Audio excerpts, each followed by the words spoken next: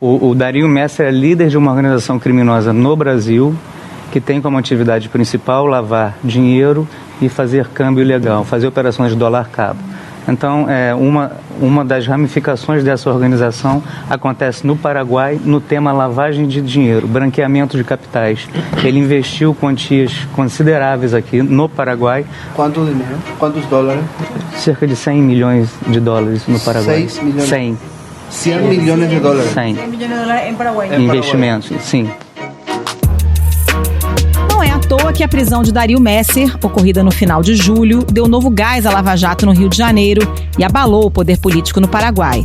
Sua rede de relações é antiga, como explicou o Procurador Regional da República, José Augusto Vagos, ainda em abril, quando esteve no país vizinho para tratar da captura do doleiro dos doleiros. Dario Messer, que exerce essa atividade de líder de organização criminosa há décadas.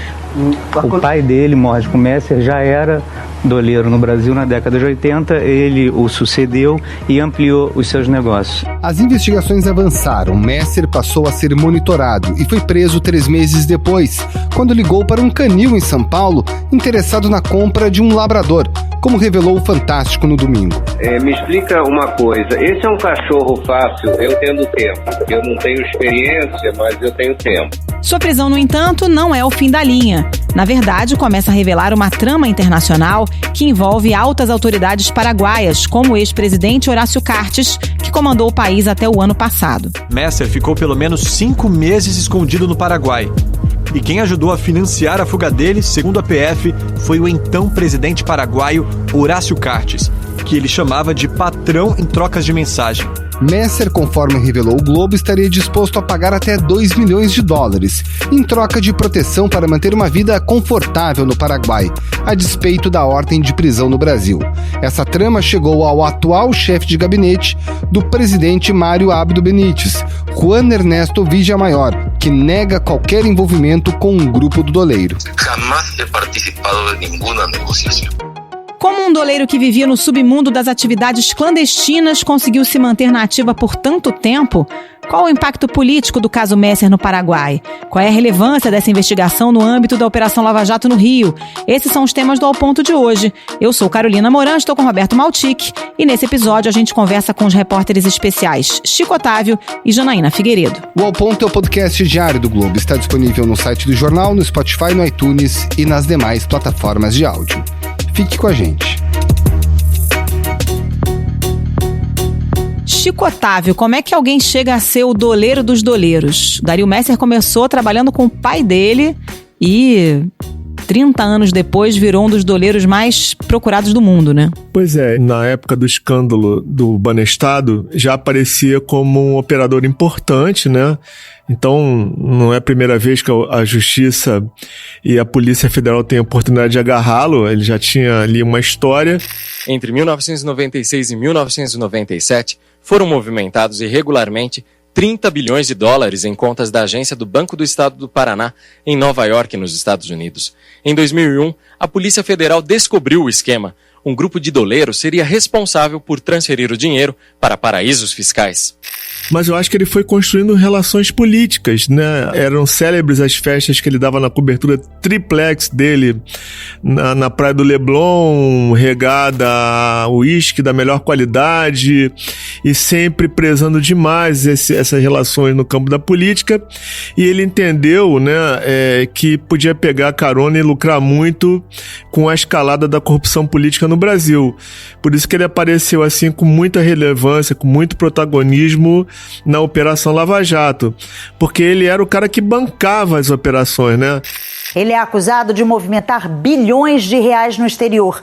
Esse volume de dinheiro era tão grande que só um doleiro da dimensão do Messer tinha condições de financiar, de calçar essas operações. Ele que entrava com dinheiro vivo. Dinheiro vivo, sim. Nessa ascensão meteórica, o Dario Messer só não contava com o Instituto da Delação Premiada.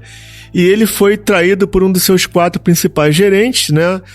Que resolveu fazer a delação premiada e abriu o esquema. O Henrico Machado. Henrico Machado foi o cara que delatou e foi morar fora. Na cabeça do Messer, o império dele ruiu em função dessa delação, e logo em seguida caíram os 2 outros gerentes. Eles operavam a partir do Uruguai, porque depois do escândalo Banestado eles se mudaram para o Uruguai, foram encontrar um lugar seguro para fazer as operações, mas nada mais eram do que gerentes do Messer. O Messer era o grande banqueiro dessas operações, né? Então eles caíram no Uruguai, os 2, Jucabala e Tony, em função da delação do Henrico, e presos no Uruguai numa situação inédita, né? Porque o Uruguai sempre acobertou esse esquema de lavagem, mas ele estava sendo tão cobrado pela comunidade internacional que ele atendeu o pedido da autoridade brasileira e prendeu os 2 lá. Os doleiros conhecidos como Jucabala e Tony são aguardados no Aeroporto Internacional Antônio Carlos Jobim por volta de 1h40 da tarde.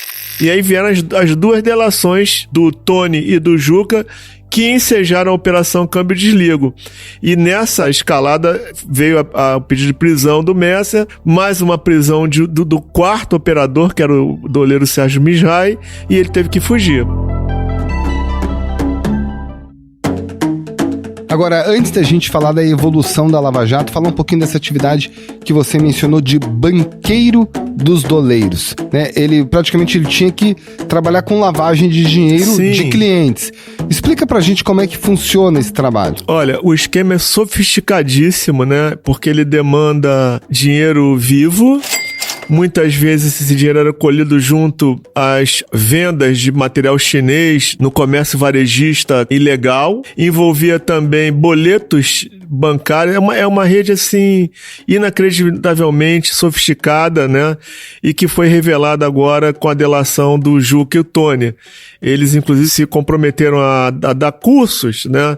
Sobre lavagem para as autoridades. E é um esquema, assim, grandioso que tinha o Messer por trás, né? Mas basicamente o que ele conseguia fazer de diferente é arrecadar dinheiro para fazer giro, né, fluxo de caixa para a rede de doleiros que ele comandava. Exatamente. Ou que ele organizava. Ele fazia esse fluxo, inclusive isso envolve... dinheiro de sonegação, dinheiro total de sonegação. Isso envolve algumas grandes redes de supermercadistas, e envolve também importadores de material procedente da Ásia, envolve os varejistas ali de São Paulo.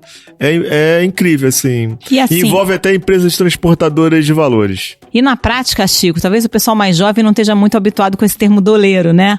Antigamente, era até mais comum. O sujeito queria comprar dólar no mercado paralelo ou remeter dólar para fora do país, e o doleiro é quem atua fazendo esse meio de campo. Por exemplo, o sujeito recebeu um dinheiro no exterior, não quer pagar o imposto para trazer para o Brasil.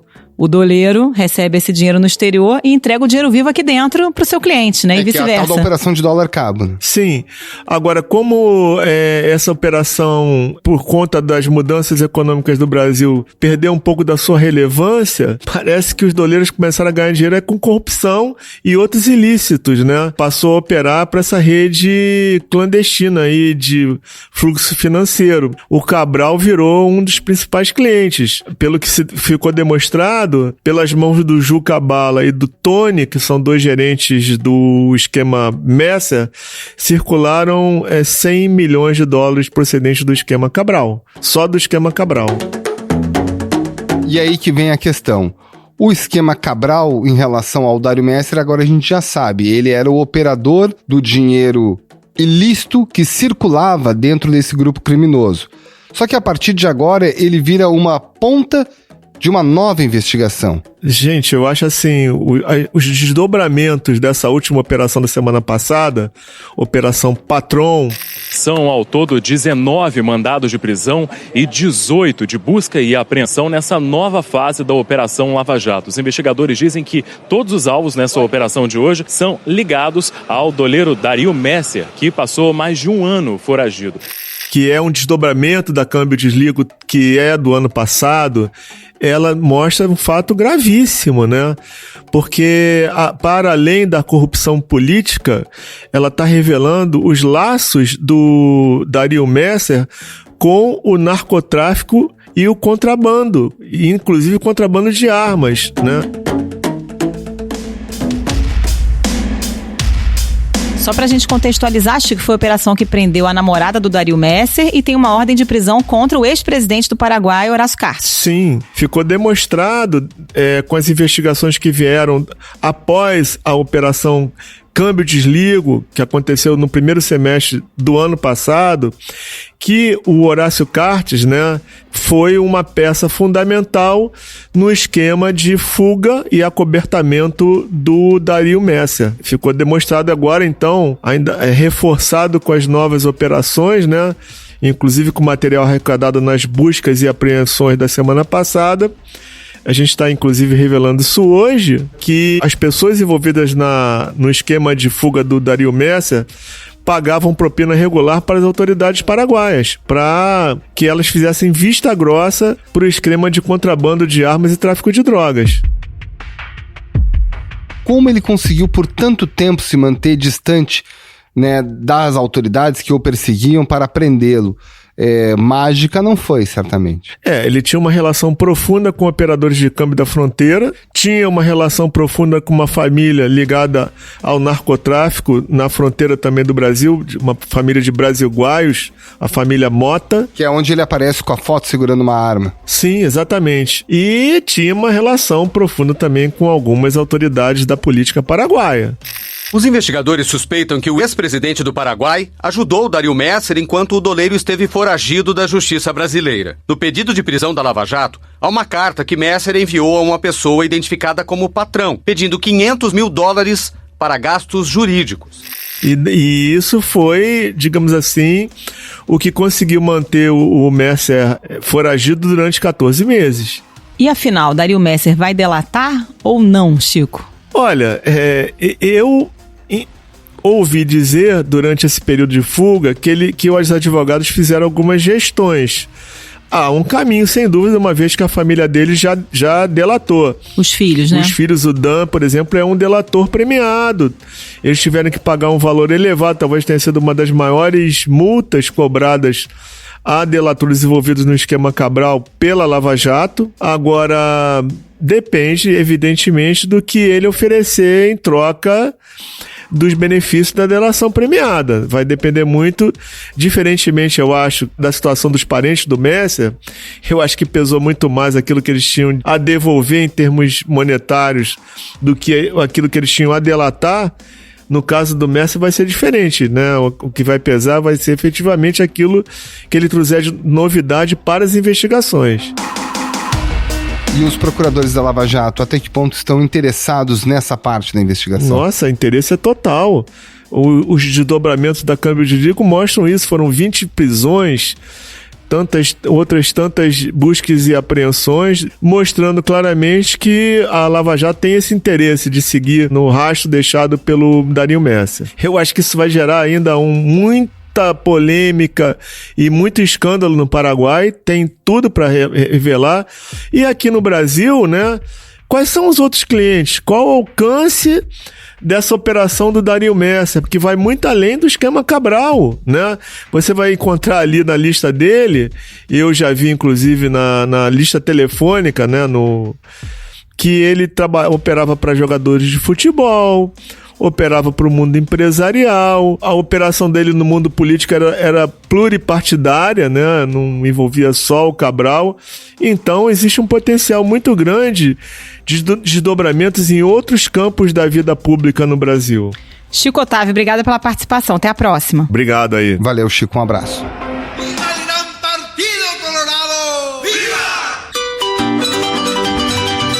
Janaína Figueiredo, como a prisão do Dario Messer e as investigações que ocorrem depois da prisão repercutem no coração do poder do Paraguai? Gente, olha, primeiro eu acho que a gente tem que entender que a relação do Messer é com importantes dirigentes do Partido Colorado, que é o partido mais importante do Paraguai há mais de 70 anos, né?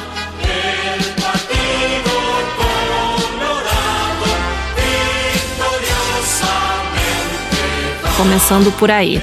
A relação dele, que está já devidamente provada em muitos documentos obtidos na Operação Lava Jato, é principalmente com o ex-presidente Horácio Cartes, né, que entregou o poder no ano passado, a outro colorado, o Mário Abdo Benítez, que tem um funcionário, o Juan Ernesto Villamalhor, que foi ministro do interior do Mário Abdo e agora é seu chefe de gabinete e braço direito, mencionado nos últimos relatórios aos quais tivemos acesso tanto do Ministério Público como da Polícia Federal. O Villamalhor nega todas as acusações.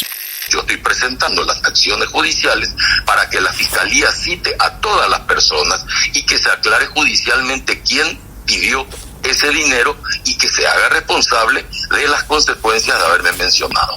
As informações que estão nesses relatórios mencionam uma suposta, eu diria, né, tentativa de negociação de Messer com ele, Villamalhor, como chefe de gabinete e antes como ministro do interior, para conseguir, principalmente, não ser extraditado para o Brasil, ficar numa prisão domiciliar por um tempo no Paraguai, recuperar suas empresas que continuam bloqueadas no Paraguai até hoje e depois ficar em liberdade no Paraguai, né? Essa era a aspiração máxima. Então ele estava lidando, segundo consta nesses relatórios e pelo que a gente extrai de conversas entre a advogada de Messer, Letícia Bobeda, e o próprio Messer, entre março e abril desse ano houve essa tentativa, pelo menos é o que a advogada informa a Messer, né? Que havia uma possibilidade, que o Villamalhor estava ou estaria interessado em receber um dinheiro que, segundo esses documentos, seria de $2 milhões, que uma parte iria para algum representante do judiciário e outra parte para ele próprio, para dar a Messer as garantias que ele queria para se entregar. ¿Cuál sería el objeto? En primer lugar, la detención domiciliaria y en segundo lugar, el problema de la extradición. Ambos temas corresponden exclusivamente al Poder Judicial, no corresponden al Ministerio del Interior.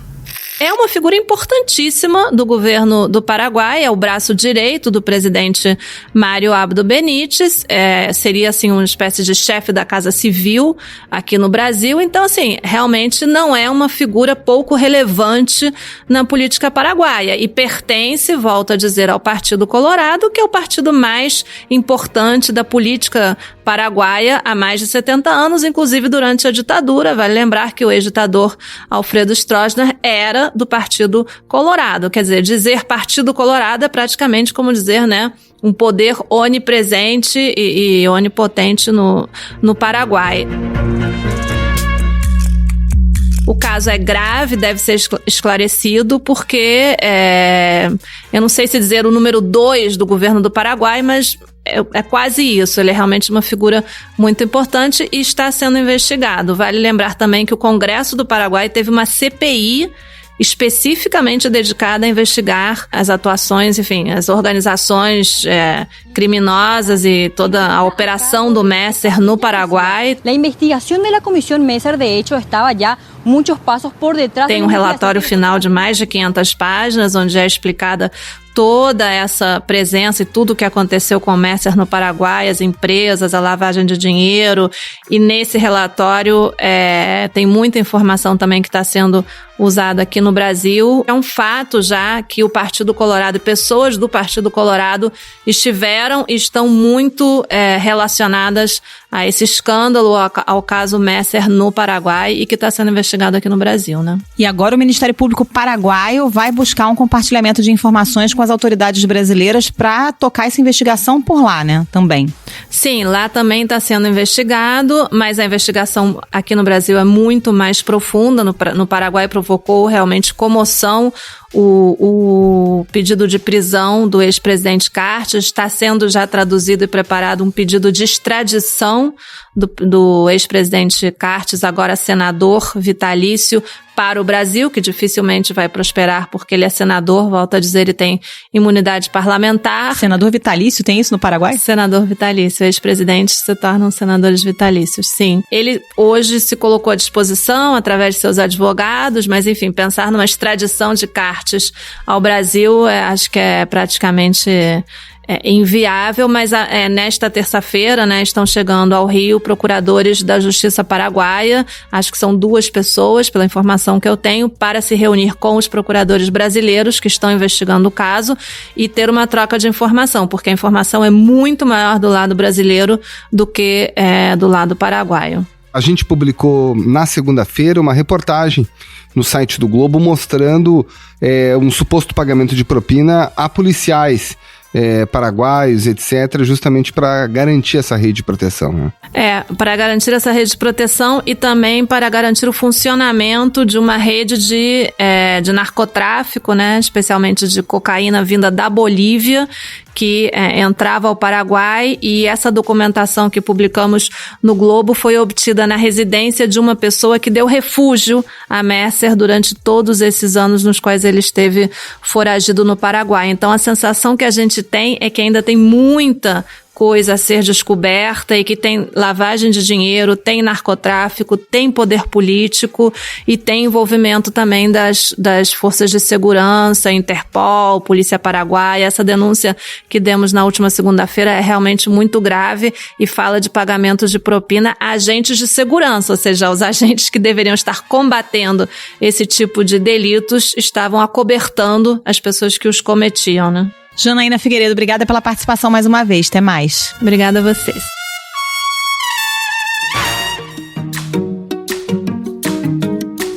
Esse foi o Ponto de hoje, o podcast diário da redação do Globo. Nessa conversa a gente conta com a participação de toda a equipe do jornal, as mesmas pessoas que levam até você informação e análise de qualidade todos os dias.